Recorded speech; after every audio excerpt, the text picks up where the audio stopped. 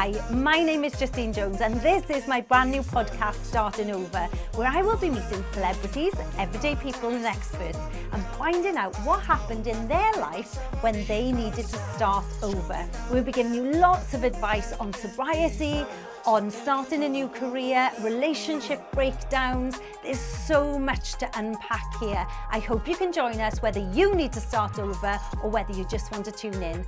Please join us on this new podcast.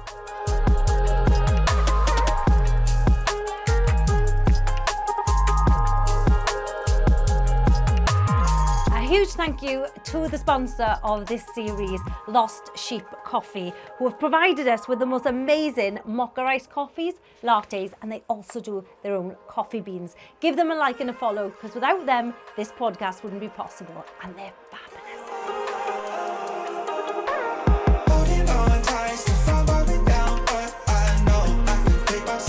Welcome to another episode of Starting Over with Justine Jones, and I am very pleased to have a friend of mine from 9 years. We met doing live TV together. Her name is Alison Cork. She's an MBE. She's an entrepreneur, an author, a lifestyle expert.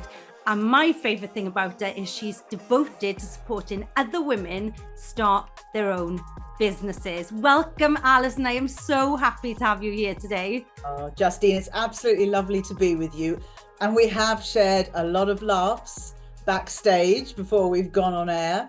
And also we have Wales in common, which we must chat about at some point. Oh, I am so excited to talk to you. There's so much to talk about today. Starting over as a woman in your 50s.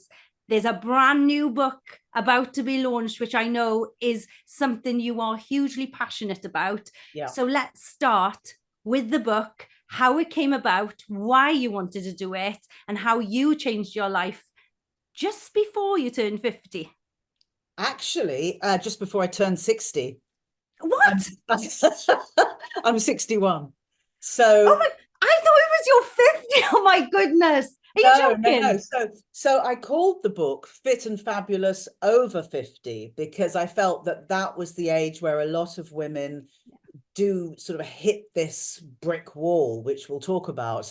But actually, I got to it in my late 50s and now I'm 61. So I suppose that was an even bigger reason to write the book, because I thought, well, if I've managed to do this in my late 50s, then hopefully a woman in her early or mid 50s will look at this and say, okay, if Alison did it, then maybe I can do it too. So why did I write it, to answer your question? Because I think a lot of women in their 50s suddenly find there are all sorts of conflicting things going on in their life. So it could be that your kids have just left home. It could be that you might be 25 years into a marriage and, things change in marriages and you suddenly find that, you're a different person maybe. Women entering perimenopause or menopause might have put on 10 kilos in weight. That's not unusual. You might be thinking about coming back into the workplace because you stayed out of the workplace to look after your kids. You're trying to get back in. And there are barriers when a woman of middle age tries to get back into the workplace. And if you've dealt with all of that, you then turn around and you discover your parents suddenly got older. And 97% of all caring duties fall to, you won't be surprised to hear, the woman of the family. It does. So you've got all these pillars of potentially of friction, of concern, of pressure, of responsibility. And it's absolutely no surprise then that a lot of women, I think, in their 50s look in the mirror, as I did, see something that physically you don't really like. I'd put on quite a bit of weight over the years. I mean, I know in broadcasting, we know how to do our hair and our makeup. And we do. disguise, our less flattering figure bits with the right clothing. But fundamentally, when you're there alone in the morning, standing in front of the mirror, getting dressed, okay? And I think that a lot of women do hit that place in their 50s where they just think, is this it? Am I going to become invisible?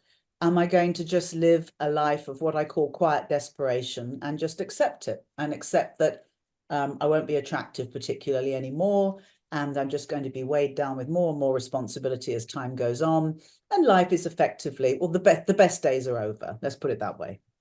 And I thought, no, I'm absolutely not willing to accept that situation. So I thought, well, what can I do about it? And it was actually my husband who said, look, I love you looking the way you are, but if you're not happy, then there is a place that can teach you nutrition, and it's a gym as well. So I always remember it was lockdown, and of course we were all baking banana bread and eating ourselves silly. So we were all putting on tons of weight anyway. Yeah. And I contacted these people and had to contact them several times because it was lockdown and nobody was working. But I was the first client at the door of the gym the day they opened after lockdown. I was there at 6 a.m, literally banging on the door saying, with your white flag, let me in. I'm a refugee from COVID. I want to change my life. Anyway, joking aside, I then went through this process, which was really much more about food, because it's how we eat that largely determines what we weigh.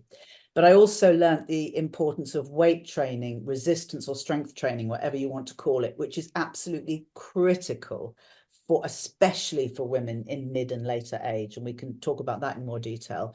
And the upshot of all of it was that I lost almost 30 kilos. And I did it relatively slowly, deliberately, because I wanted it to be a sort of slow loss and therefore not sort of crash back on again. I did that over a year and a half, I suppose, in total, but most of it in the first 9 months. And it completely changed my outlook on life, completely. You seemed like, I've worked with you for 9 years, so obviously I saw that transformation. So I don't see you Monday to Friday every day in the office, but we work at QVC, the shopping channel together, and I would see you, and I noticed this glow up happening very slowly. Like you said, you didn't do this crash fad diet, which we've all done over the years, the cabbage soup diet, the juice diet, and then a couple of months later, or a couple of weeks later, it's all back on. You were consistent, and that's where you really, really were. I consistently saw you. You were meal prepping, because we know there's a little tuck corners, as we call them, the little tuck machines downstairs with the Maltesers and everything. But you were prepping, and I knew you were serious, and I started to see a sparkle in your eye, and definitely this new chapter emerging. So just without even talking to you, just by seeing you in the corridor, I would see that there was a transformation happening. Oh, it's really, really sweet of you. I mean, a lot of people, obviously, I hadn't seen for a while because of COVID. And actually, when I'd lost the weight, on several occasions, I passed people I'd known in the street for many, many years, and they just walked straight past me. They just simply didn't recognize me. And so I think the change was really quite profound, because it's not just about your physical change. Obviously, I was a different shape, I was more toned, I was slimmer. It's about what you give off, and it's about confidence. And I felt, and again, it's maybe a strange thing for people to hear, for someone who's in broadcasting, which is all about confidence and presentation, to say, I grew in confidence. But, we're also masters of disguising how we're really broadcasting, aren't we? You can be having the worst day, and you got to paint that smile on. Yeah, exactly. So, we're quite good at hiding the bits we don't want people to see. And so for me, it was just this incredible release of confidence. A lot of anxiety disappeared, because I just felt so much better about who I was. I felt so much more in control, because somebody had given me the tools of knowledge of how to eat.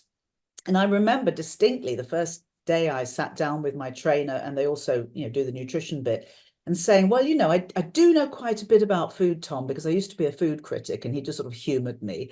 And he said, okay, that's really good, Alison. So you tell me what you eat in a day. So I told him, which was obviously ridiculous. And he said, I see. Well, are you aware that that's almost 95% carbohydrates, and you should be eating quite a lot of protein? And I was literally at that stage where I didn't really even understand macros. I'd managed to be a restaurant critic and not really understand how food is made up, and the fact that it's really, really important to eat not just protein, but lots of protein. and that carbohydrates come in good and bad shapes. You know, there are good carbohydrates like broccoli, which is a superfood, and there are bad carbohydrates like bread that has a lot of sugar in it. So, you know, there was just so much to learn.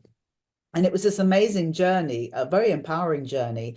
And the upshot of it all is that when you feel stronger, and I would say that's the most important thing that came out of it for me, not just being physically slimmer, but just feeling so much stronger and more capable, you feel that there are no challenges you can't take on. So your world opens up. Your whole world opens up, and you relate differently to everybody around you, your partner, your children, the rest of your family, your colleagues at work. It's like throwing a pebble in a pond and there are a million ripples.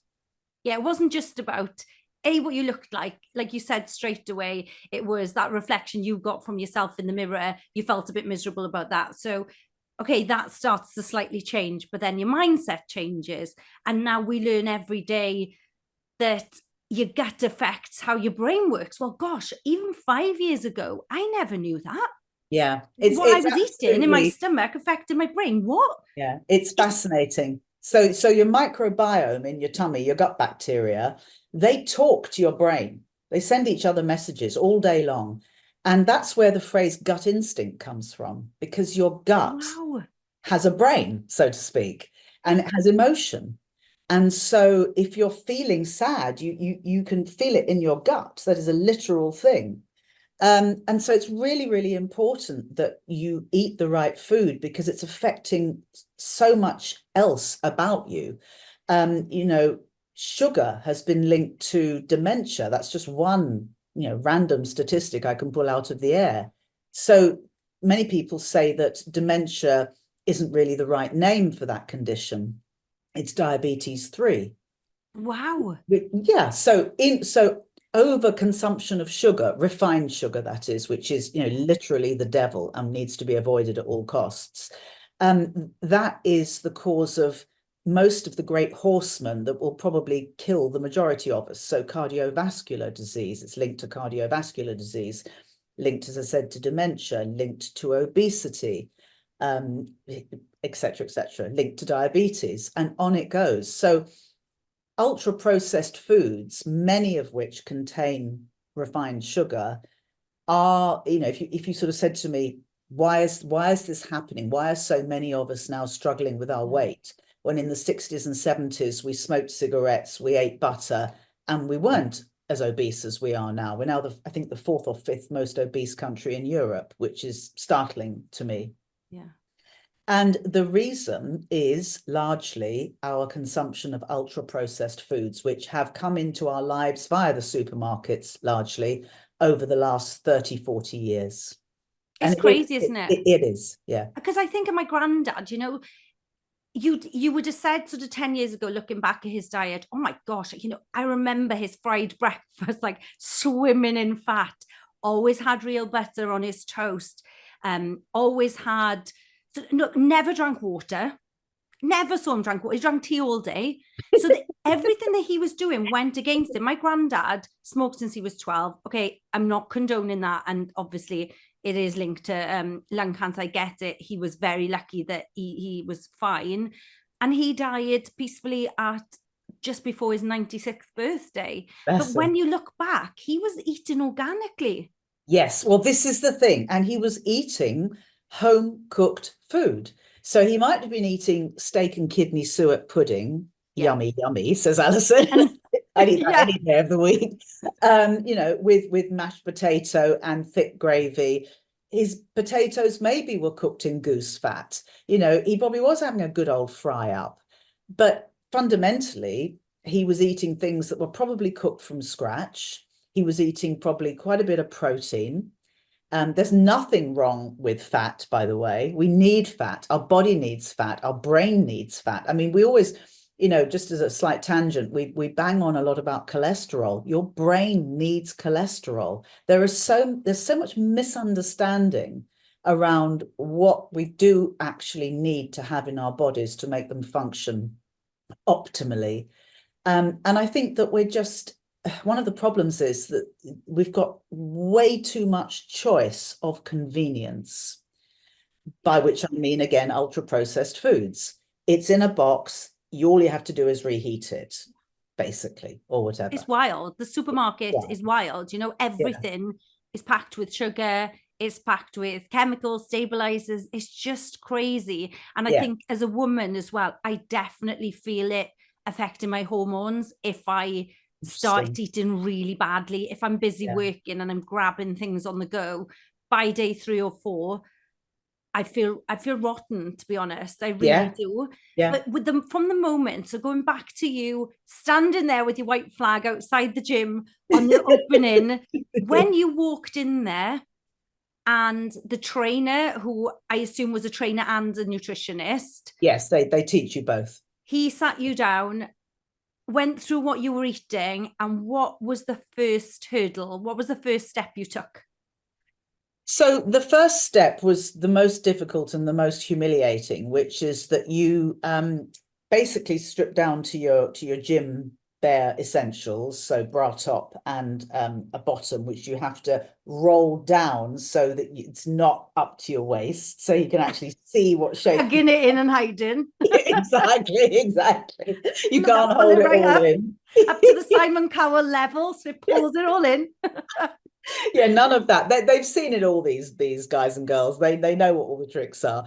And they take really detailed photos of your body, front, back, side, with various poses, so that they can, it's not to humiliate you, it's so they can see exactly where you are in the scheme of things and make a judgment on what needs to be done next. And then following that, they would create a nutrition program, estimate how many calories a day you should be eating, and then construct an exercise program, which would be built around, you know, what injuries you have, if any, or anything that might hinder you from doing a particular exercise. Actually, a very interesting point here is that I often get asked by women, oh, you know, but weight training, surely I'm going to end up looking like a man. You know, it's not good, is it? And you know, I can absolutely dispel that myth immediately, right here, right now. You should train with the intention of building muscle. You should train like a man without any fear about, you know, lifting weight. You won't look like a man. You can't. The only possible way you could go in that direction is if you take steroids, which I absolutely wouldn't advise. I've never done it and I never would. You will just get a lovely, refined, leaner shape. You'll get, you know, you get the muscles where you want them, where you're building them. Eating protein helps to build muscle. You need muscle because muscle helps you burn fat. The whole thing is connected. So you're eating the protein, you're doing the weight training, you're building the muscle is burning fat. So you're losing weight, but what's left is then sculpted. So it is that combination of weight training and eating the right food, which needs to be protein rich. So if you want to lose weight, the recommendation is you eat 1 gram of protein per pound of your weight per day. Okay, that's interesting. And that's an easy little sort of easy, isn't it? Yeah, it's easy to remember that, because it can be overwhelming when somebody says, right, you should be having this calories, this protein, this fat. And I'm like, oh my God, there's not enough hours in my day for me. And you should be weighing your food. I'm like, I have not got the time to be weighing my vegetables and my pasta before it goes on my plate. Honestly, I really haven't. So that's really a really good point that you've raised, because the key to losing weight in the first place, if that's what your goal is accountability, and it is accuracy. So to that end, I totally understand why when I went in the gym, they said, you are going to have to weigh your food and you're going to have to put it into an app.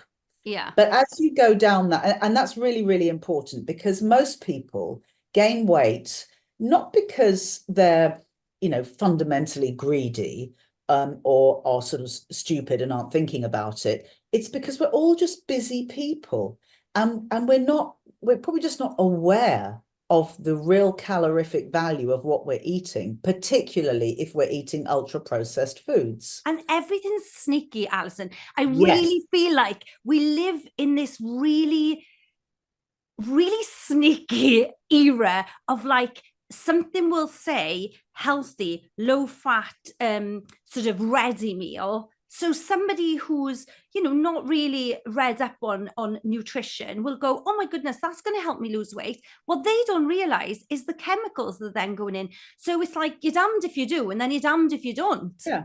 And that meal, that ready meal might be very low in protein. It might be very high in salt, so you'll retain water.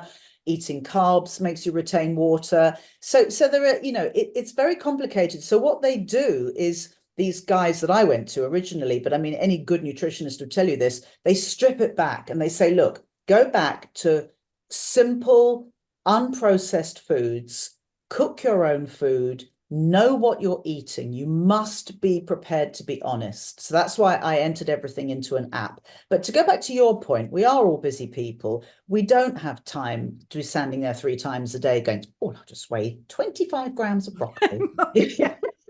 And eating out as well. Like, if you're eating out, you can't ask the guys in the restaurant, excuse me, can you just make sure that the carbs is like 2 grams and then the protein? They're going to be like, absolutely not. It's not going to work. So to take that into account as well, when you're really serious, initially about losing weight, you've got to bring a bit of discipline into your life. So using an app like MyFitnessPal, which I use, it is really helpful. Prepping your food so that you are making your meals for the week on a Sunday is going to help you enormously in making sure that you don't fall off the bandwagon during the week. And again, ripping the plaster off and being honest about it, you've just got to say, look, for the next 6 months, I'm not going to go out as much in terms of eating out. I'll go out, but when I go out, I'm going to learn to say no thank you to the glass of wine, because that's not going to help me. That's just sugar. Yeah. Or I'm going to have a non-alcoholic lager, because actually they taste rather nice. That's absolutely fine. Or the bread. The bread for me. As soon as you sit down, you're hungry and you've been like, you haven't eaten for a few hours, and then they just put a basket of bread there while you're looking through the menu and like, oh my God, I've eaten like half a French stick before I've even ordered. but and most of those breads are largely sugar. So, sugar is hidden in places that many of us don't even realize. So it does, I'm not going to sort of make it sound easier than it was. It does require focus and concentration to start with. Most of all, it requires accuracy and accountability, because the bottom line with weight loss is that it is not complicated. It is calories in, calories out. That is a unit of energy, right?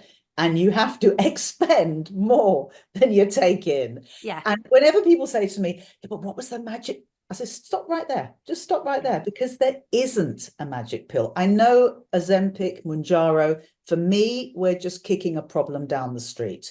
We don't really know what the impact of these drugs is. I mean, I just read something 2 days ago saying they now think that, I think it was Ozempic, is linked to some form of cancer. Surprise, surprise. It's very early on for that, isn't it? And very I think early on. We have always, especially as women, looked for a quick fix. Whether, like I said, it was that, I remember my mum coming home from work and it was printed out, and it was the diet from the hospital that they used to put the people on the heart ward on, which was like the cabbage soup diet. And like all her friends had this printed out, and she had this huge cauldron of vegetable soup, and by day 4 she was just like, looked like she was going to murder someone because she was so unhappy. Like I'd wind. It's so boring. So and I love my food. I mean, I absolutely adore me. And my first ever TV series, I was cooking and baking, and I've loved baking all my life. So going back to the book, one of the things I did in the book, I put 47 recipes in there. Have you? Yeah, but a big chunk of them are cakes and bread recipes. But what I did was take the nation's top 10 cake recipes, as in their favorite cakes, and reinvented them without any refined sugar. So I have a cheesecake that's about 124 calories a slice. Is there a carrot cake in there? Not in this book, but I am going to do a recipe book next. Because I'm always like, well, there's carrots in there and there's cake, so it's fine. Here's one of my 5 a day. Well, yes and no. I mean, some carrot cakes have a heck of a lot of calories, but I have a carrot cake recipe that uses tahini, and it is delicious. So now, wait for that. That's book number 4. remember seeing you with these little balls, chocolate. Were they chocolate, or you had dates in them? Oh, yes. Now, So, what are these? Because I need to okay. know this for my on the run. I literally come off this recording with you and get on the train to Somerset to film tomorrow for Oh, BBC. So I'm always like, right, I want a little snacky snack on the train. yes. And if I'm in the train station, I'm going to end up with a Mars bar or a Twix Yeah. and a Yeah. coffee from one of the coffee machines that's got loads of Yeah. sugar in it. What's this little chocolate ball date recipe? Right. So you're absolutely right about running around. And those are the danger points when you're on the run, you're hungry, and you see a pasty bar or a machine with chocolate in it. And it's just easy and quick, but it's going to be your downfall. So you need to think ahead and prepare for that. So I developed, see, I love protein balls, little sort of very convenient little balls you can carry around and eat when you need them. But I wanted to create something that was really natural, because a lot of these protein balls have a lot of preservatives in because they're sold on the shelves in supermarkets and they have to have a long shelf life. So I came up with something else, and it's got only wonderful natural things in it. So desiccated coconut, fresh dates, cocoa powder, orange juice, oats. Orange juice. Yes, fresh No orange way. juice. Yeah. So fundamentally, you just mix all of this stuff together and form little balls. So you make about 25 out of the quantities in my recipe book. And then I dip them in 90% cocoa chocolate, because that really is a chocolate you can eat. It's, you know, if you're going to eat chocolate, eat the 90% cocoa. And then sprinkle a bit of desiccated coconut and an orange gratings on top. I have never met someone who didn't love these chocolate date balls. They And are this recipe's absolute. in the book. The recipe's in the book, and I'm actually thinking whether or not I could make them into something that is sold, because they are just a winner. They are a winner. And they are so delicious. They're only about 50 calories per ball. Well, you look at the calorie content and the sugar content of the average protein ball in the shop, Yeah. you'll see there's They're a really high. huge difference. A Yeah. small protein bar is going to be about, on average, they're about 220, 250 calories. So you could eat 5 of these balls for the equivalent, Right. but they'd still be better for you because they haven't got all the preservatives in. And And you've got they're just recipes super in delicious. there. So Yeah. you've got recipes in the book. Yes. And then what else is in the book?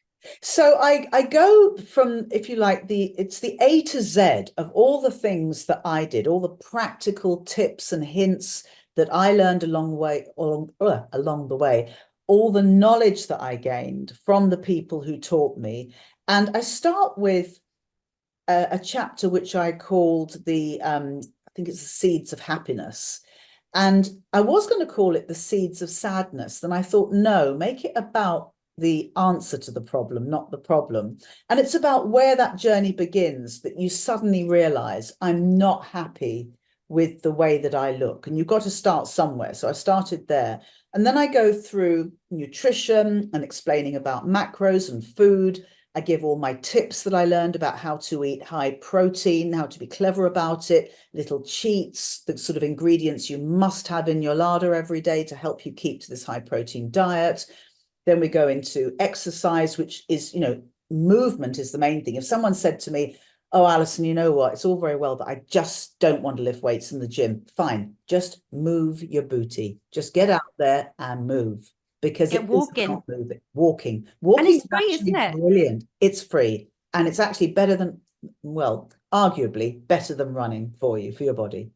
So I go through all those chapters. So it's about where we start, why we want to make a change, food, exercise, movement. But we then go on to beauty tips. I've had some wonderful experts, including somebody we both know very well, Ali Young, who gave some lovely tips.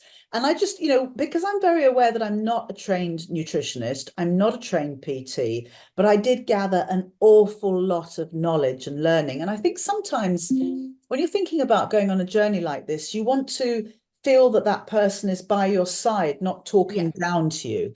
So I thought, this is a book written by somebody who is just sharing everything she learned. It's not about colonic holidays in Thailand, it's about affordable, sensible stuff that you can buy in Sainsbury's and you can implement at home.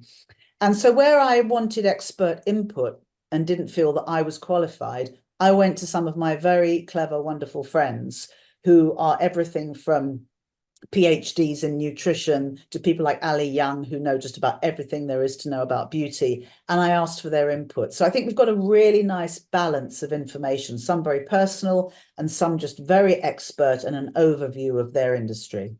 Because it is so interesting how you open this, and when you unpack what women do go through, you know, generally, I know not everyone does have children, but when you've sort of been married, maybe your marriage has failed, then you've had children, then you're going back to work, then your parents are getting older, as your body's aging, then you hit the perimenopause, then you hit the menopause, you throw all that at a woman. And like you said, it's not a sexist statement, but generally the elderly parents usually fall on the girl. It did with my mum. My mum's got a brother.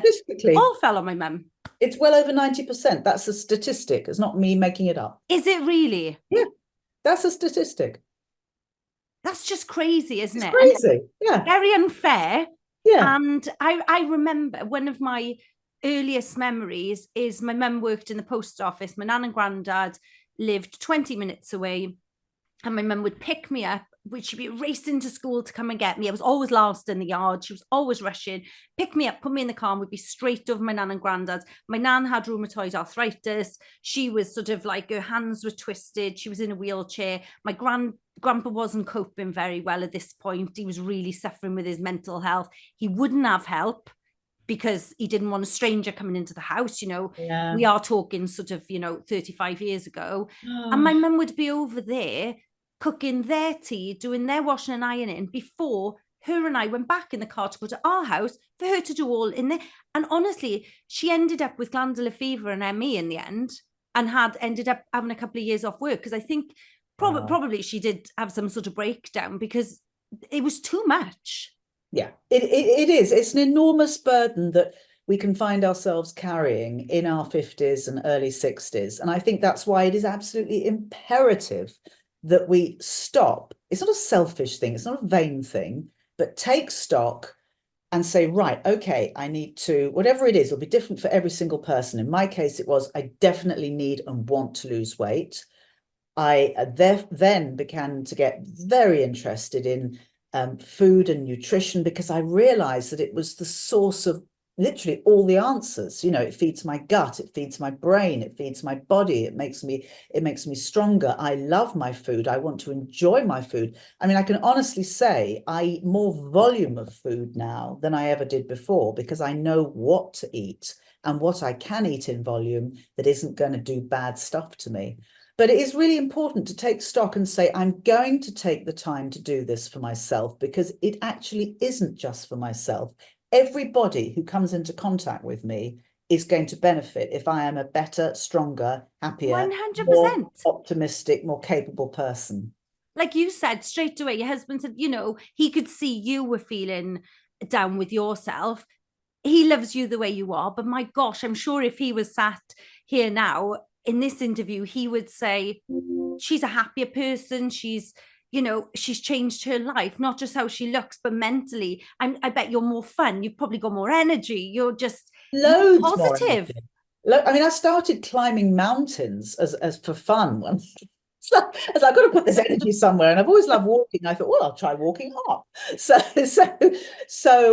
now I go away several times a year on little sort of short weekends with girlfriends, and we just pick a mountain and climb it. And it's just the best, because you feel that you can and you want to. And of course, it's a self-fulfilling prophecy. The fitter you get, the more you want to try. So I remember when and it's very important to set yourself goals. And I remember when I was working towards my sort of final stage of weight loss at this gym, and I knew I'd have to leave, and I wanted to sort of celebrate it somehow. And I thought, I know what I'll do. I'll think of the most ridiculous thing possible. I will trek to Everest Base Camp, and like, for me, if 5 or 10 years ago, that would have been a completely nonsense thing to say, and everybody would have fallen about laughing. And I thought, no, I can do this. I can do this. And I did it. And I mean, lots of people have done it. I'm not the only one by any means, of course, but for me, it was a big achievement, and it was only possible because I believed I could do it and my legs could take me. because Yeah, and you were mentally strong enough to do it, because Yeah. it's not even just the physical, it's the mental side of doing something like that is huge. Yeah. And being a woman and throwing hormones, throwing perimenopause, throwing everything into your life, navigating it can be so overwhelming. So this book is so great. Like you said, I quite like that it's not written by someone who's an expert, because being totally honest, sometimes I'll pick a book up, and if it is by someone who's an expert, and I go, oh, it's all right for you because you know, and it's going to be too overwhelming. So sometimes a book by somebody who's an everyday person who's changed their life is a lot more relatable for us. Yeah, I think it is relatable. And also I've tried to explain what can sometimes be quite complex things about nutrition in a non-technical way, because I know that's how I want to understand it. I bought a book recently, and I won't name the author, but it was a book about sugar. And I must be honest, I sort of gave up quite early on in the book because it was just so scientific. And I thought, well, I'm just not going to remember this for starters.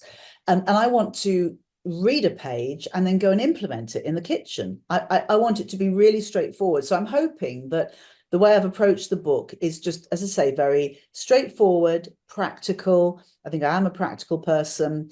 It's affordable advice. It's not go and buy ridiculously expensive things, quite the opposite. And it's things you can do right now, today, to change your life and start on that road to where you want to be. And that journey will be different for every single person. Some people want to maintain weight, not lose weight. And by the way, that's 0.35 grams of protein per pound of your weight every day. I love it. I love it. But I've so enjoyed writing this book, and it made me slightly alter or add to my lifestyle brand, because previously it was very much focused on, although I started in food and having a cookery show on TV in the 90s.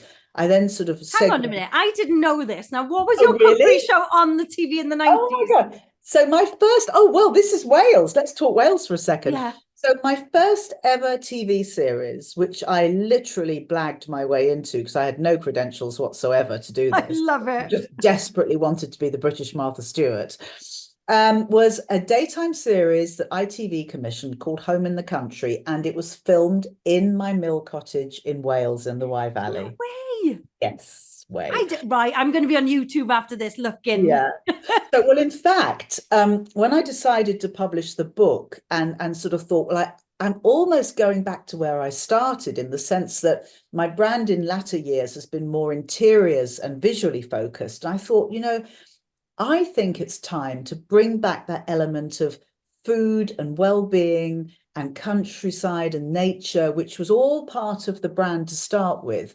And also, I think we live in different times. I think in some respects, a lot of us are a bit lost, and we're seeking to understand what our place in this world is. And I think a more holistic view of life with a focus on well-being is going to become very, very important to many people going forward. So I've worked it back into the brand. But no, Home in the Country was me cooking and decorating and taking things from my garden and making things with them. And it was all filmed in the mill cottage and in the garden.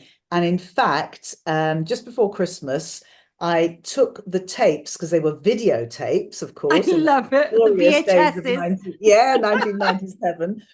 Took them to a wonderful place in Soho and said, could you possibly create clips from these that I can download? And I downloaded them onto TikTok and Instagram, onto my Insta feed. And it was hilarious because, the hair, the makeup, the eyebrows. I think I look older in 1997 than I do now. It's hilarious. I bet you do. Honestly, sometimes you look like a TV presenter now. They say back in the day, and I was just like, oh my God, you look younger now. We are getting better. We are getting better at swimming. We're a bit more relaxed, I think, now. It was very sort of helmet hair, I call it. It was very funny. Yeah. But don't go near a flame, otherwise you would have gone right up in flames. Yes, exactly. Exactly. And a lot of people contacted me and said, oh my goodness me, I remember watching these programs. I loved them so much. And I realized they'd been with me all the way. And I thought, well, let's go back there, but rework it for 2025. So can I just say, you were the original influencer. Well, You were the do original like influencer, home lifestyle, wellness, cooking. This is yeah, how people are making money these days I on social know. media. Well, it's the weirdest thing. So I just thought, no, this is something I feel really passionate about. And it's great that a lot of my audience are at the same place in life as I am, Yeah. because we have the same concerns, the same things that occupy our minds. Technically, whether I like it or not, I am in my second act, which is why the subtitle of the book is How to Rewire Your Second Act. Because, it's not a dress rehearsal. I've probably, if I'm really lucky, I mean, really lucky, and I hit triple digits, I've got 40 years left, just under. It's not long. Yeah. It's not, is it? Got It to make the flies best by. of it. Literally the last 10 years, I feel like for me, it's just like, well, from starting QVC 9 years ago, that's just flown. I still remember Yeah. my first day. It doesn't feel like nearly 10 years ago. Yeah. It's just crazy. But I think, it is changing. Like I was watching the BAFTAs last night, and you had Demi Moore there, and she's, she won an Emmy the other week, and she's up for an Oscar. She didn't win last night, but she was nominated. And my God, Hollywood. And once you turn 30 as a woman back in the day, God, Oh, yeah. you were in the skip. You were like Yeah. a raggy doll, discarded, out you went, no Yeah. purpose for her now. Whereas the guys were like known as the silver foxes, that was okay, but we were gone. And I Yeah. think, oh my gosh, she's in her late 50s now, and there Early she is. 60s. Is she in Early her late 60s. 60s? Same age as me. Yeah. Oh my I think she's gosh. 62. No, she's insane. She looks unbelievable. But that's health. And like that is her. Like you can see her hair's like, Yeah. don't get me wrong. She's a superstar, right? She's a And she has unlimited resources, but yes. she glows from within. You can see that she leads a healthy lifestyle. As you say, it shows in her skin, in her hair. I know that they all have work done. I get it, absolutely. But she's one of a very few women. I mean, I probably couldn't even, well, less than 5 fingers that I could name who I think have aged spectacularly well in Hollywood, and just who look incredible, and who are really sort of leading the way. I mean, I think that they are to be applauded for what they've achieved. Absolutely. Because Jennifer Lopez, oh yeah, Jennifer Lopez, another one. But she's honest. She goes in the gym she's lifting weights. She eats healthy. She doesn't drink much alcohol. And no matter how you sugarcoat this and make it sound like, it's easy to do, it's not. And it's being consistent, and it's being quite strict a lot of the time. It is. And it's about, you picked up on a very important word there, consistency. It's not a very popular word, and it's a much underrated word, because it's dull. Doing the same thing day after day after day can be a bit dull. But especially when it comes to weight training, are there days when, because I get up at about 5:40 to get to the gym, right? Are there days like this morning, for instance, very dark, very cold, when I'm happy about getting up at 5:40 and going to the gym? Of course I'm not. Yeah. But there may be a lot of days when I don't really relish getting out of bed into a cold house. There's never been a day when I haven't walked out of the gym a couple of hours later feeling happy that I did it. And that's the point. Yeah. And done is also better than perfect. So even if you're not 100% there, at least be there. Yeah.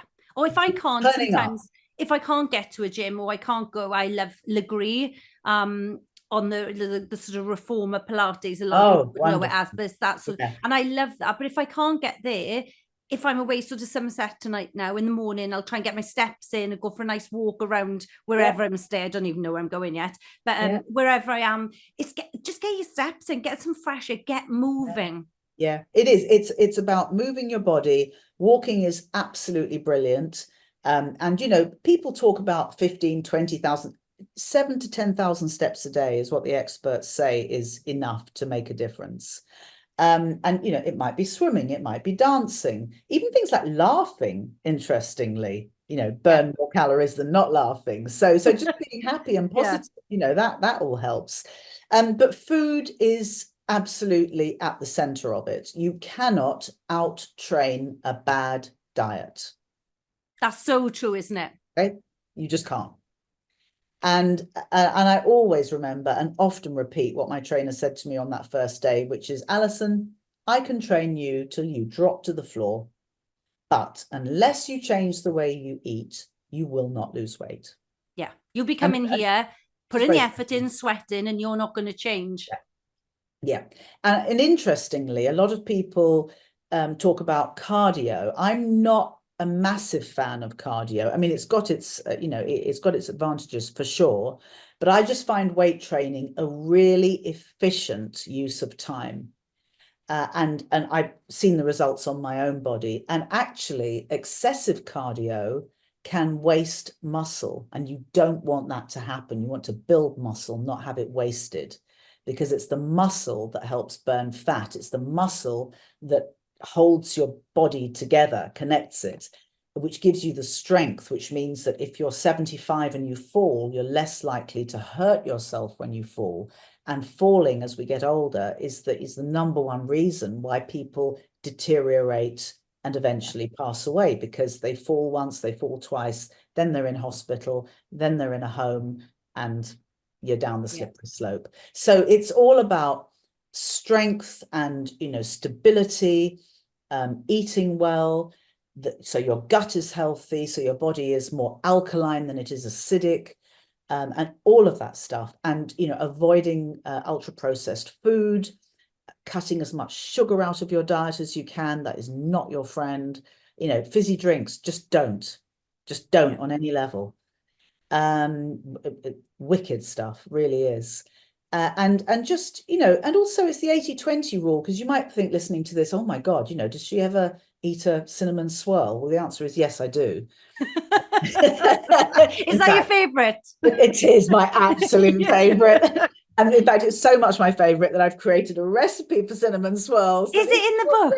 It's going to be in the next book. You know what? There were so many things so many recipes I wanted to put in, but I thought, no, I've got to give them breakfasts, lunches, and dinners. I've got to give them snacks. That's the chocolate date balls. There are also some. I am so excited to make these. Yeah, no, they are an absolute winner.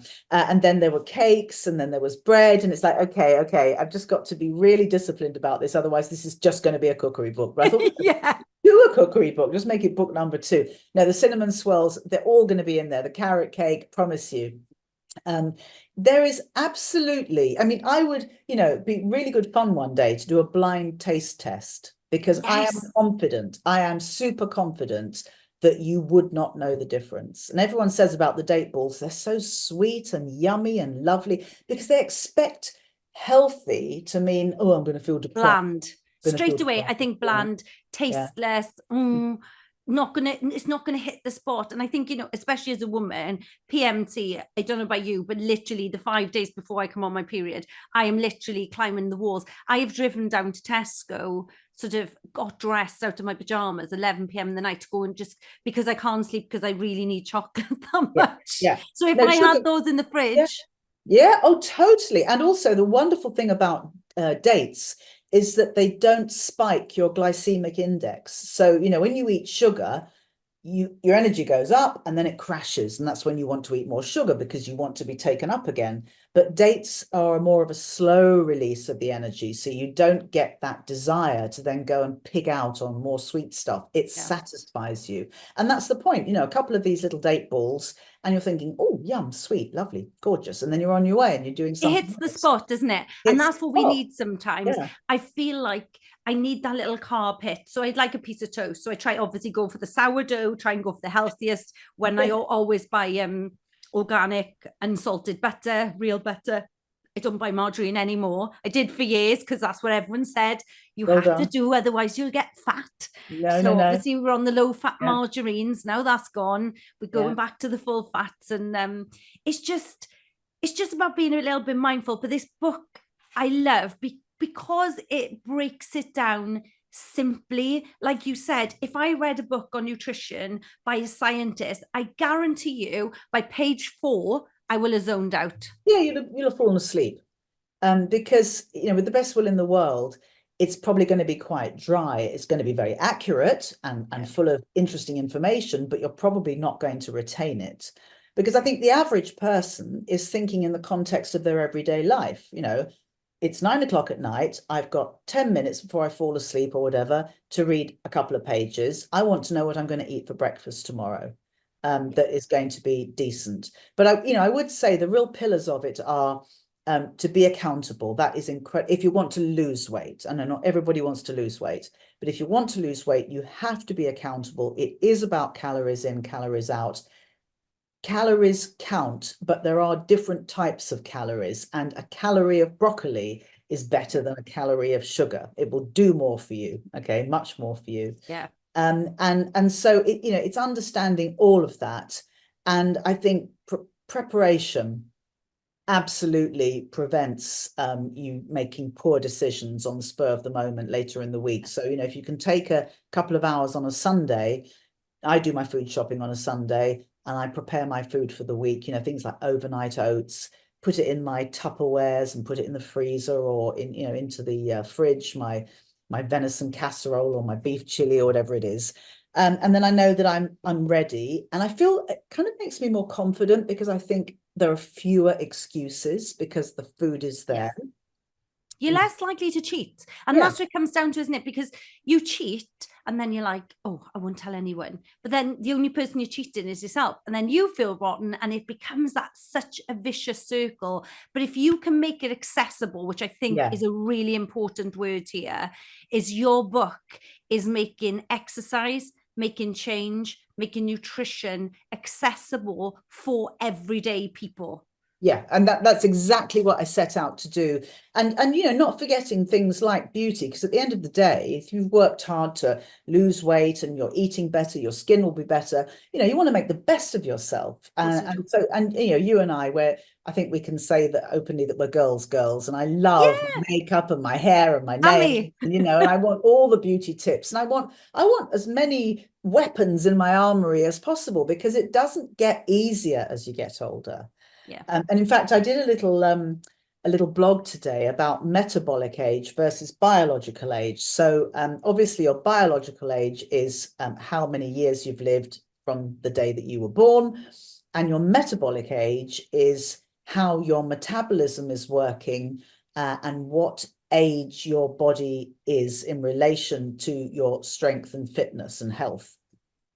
And I did a scan last year, and it said your metabolic age is 46. And I thought, oh, okay, I can live with that because I'm 61. So yes, I was 61 at the time. So I thought that's okay. I'm quite happy with that. And then I did a scan a couple of days ago, and it said your metabolic age is 46. And for a moment, I thought, oh, it's the same. Oh, okay. And I put all this work in the last sort of 9 months. And I thought, no, hang on a minute. You're seeing this in completely the wrong way.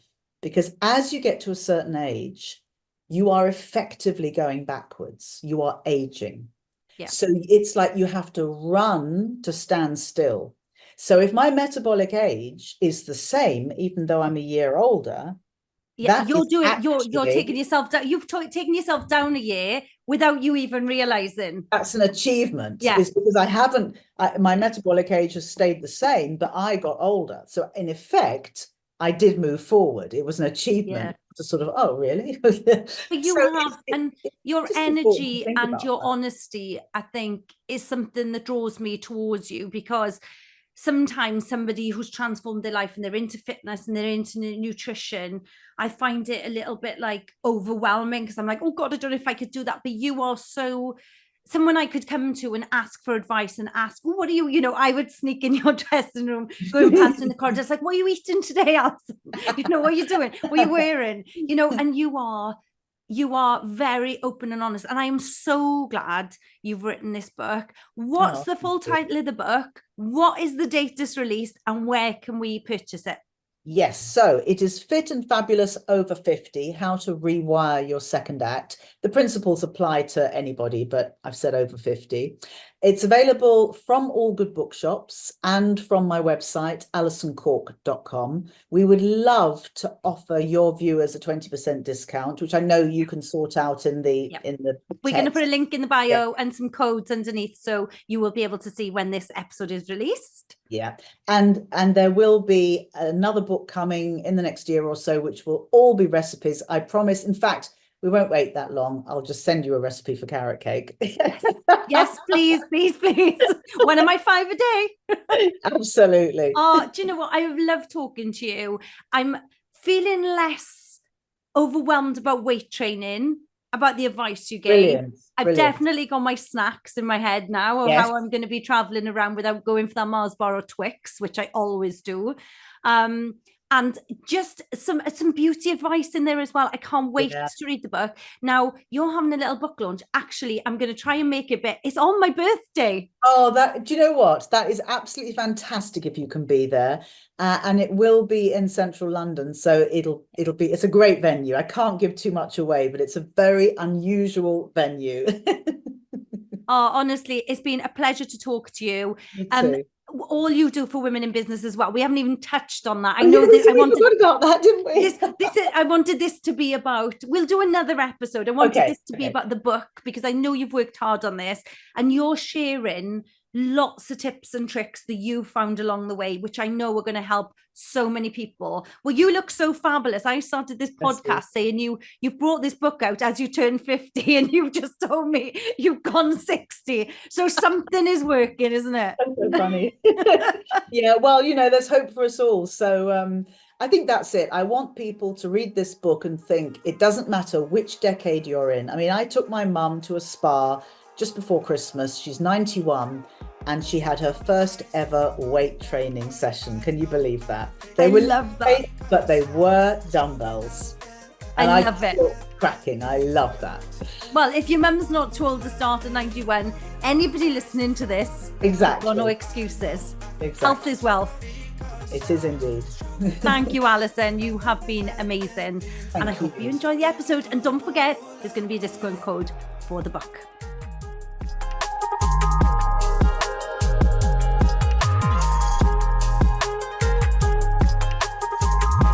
I hope you've enjoyed this episode, guys.